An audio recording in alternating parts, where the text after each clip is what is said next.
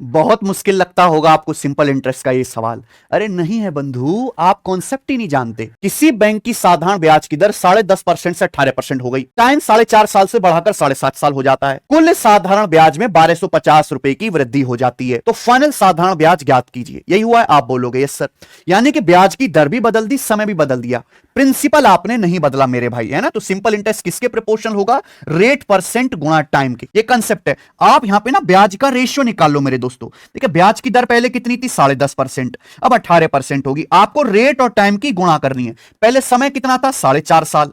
अब समय कितना हो गया? बढ़ के 7 साल हो गया। यानी कि सिंपल इंटरेस्ट का अनुपात ये आएगा मेरे भाई, समझ में आया? 4.5 से 18 4 बार जाएगा मेरे दोस्त, ठीक है जी। उसके बाद 3.5 से मेरे दोस्तों ये आपका 3 बार जाएगा, और 3.5 से आपका 7 2 बार चला जाएगा, यानी कि 3:8।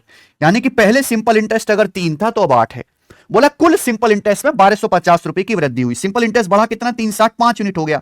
तो बढ़ा मेरे दोस्तों 1250 रुपए। अब 5 की वैल्यू अगर 1250 रुपए है तो ये हुआ 250 गुना। अब सवाल में पूछा है अंतिम साधारण ब्याज, यानी कि बाद में साधारण ब्याज क्या था? 8 यूनिट। तो 8 की वैल्यू भी तो 250 गुना आ जाएगी, 2000 रुपए। बताओ इस सवाल में कहीं कोई तकलीफ हुई करने में? नहीं, बट आपको रेशियो लेना पड़ेगा रेट और टाइम की गुणा का। एक आप करके बताओ ऐसा ही।